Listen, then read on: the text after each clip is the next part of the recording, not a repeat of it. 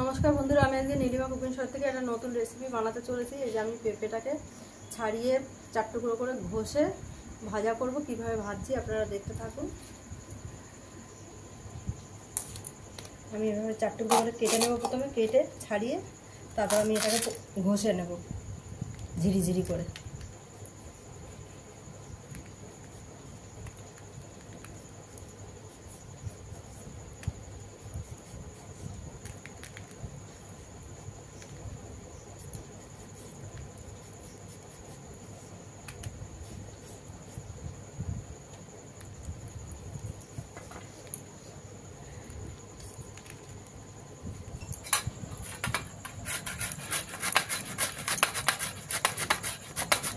এই যে বন্ধুরা, আমি এভাবে ঘষে নেব পুরো পেঁপেটাকে।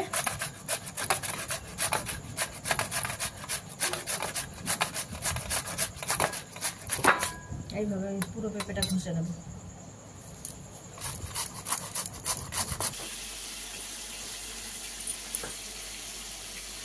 এই যে বন্ধুরা, আমি পেঁপেটা কুড়িয়ে নিয়েছি আর এই কড়াই বসিয়ে দিয়েছি। দিয়ে দিচ্ছি এবার পরিমাণ মতন তেল। তেলটা গরম হলে আমি গোটা জিরা ফোড়ন দিয়ে কাঁচা লঙ্কা দিয়ে আমি পেঁপেটাকে ঢেলে দেবো। তেল গরম হয়ে গেছে, আমি দিয়ে দিলাম গোটা জিরা।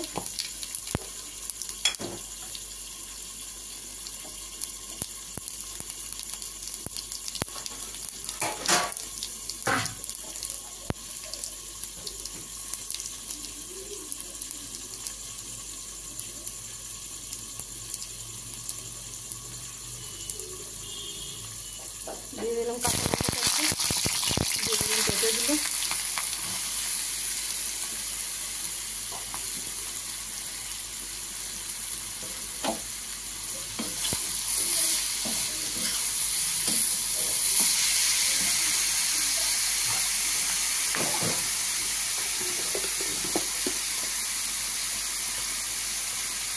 দিয়ে দিচ্ছি পরিমাণ মতো একটু হলুদ গুঁড়ো,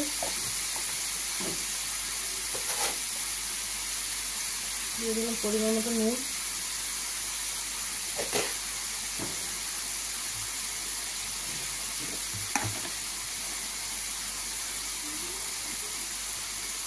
দিয়ে দিলাম অল্প করে একটু চিনি।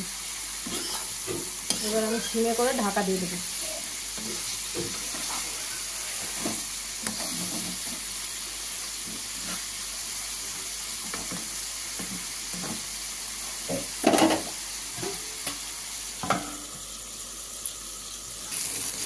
একটু বন্ধুরা সেদ্ধ হয়ে গেছে, এবার শুধু ভাজা হবে। একদম নরম হয়ে গেছে, এবার ভালো করে ভাজা হবে। রসটা নিয়ে তেল বেরিয়ে আসবে তবে নামাবো। বন্ধুরা একদম ভাজা হয়ে গেছে, রসটা লাল লাল হয়ে গেছে। এবার আমি গ্যাস নিভিয়ে দিলাম। এবার আমি নামিয়ে দিচ্ছি। ভেজে কইটুকু হয়ে গেছে, একদম রস টেনে লাল। আর বাচ্চারা বুঝতে পারবে না, ওরা আরও চেয়ে চেয়ে খাবে, এত টেস্ট লাগে। আপনাদের ভালো লাগলে আপনারা বাড়িতে এরকম বানিয়ে খেয়ে দেখতে পারেন, ট্রাই করে। আর নীলিমা কুকিং শোটিকে আপনারা সাবস্ক্রাইব, লাইক, কমেন্ট, শেয়ার করে দেবেন। আর ফেসবুকের বন্ধুরা আপনারাও লাইক, কমেন্ট, শেয়ার করে দেবেন। আর নীলিমা কুকিং শো বলে পেজ খোলা আছে, ওখানে আপনারা ফলো করে লাইক, কমেন্ট, শেয়ার করে দেবেন একটু বেশি বেশি করে।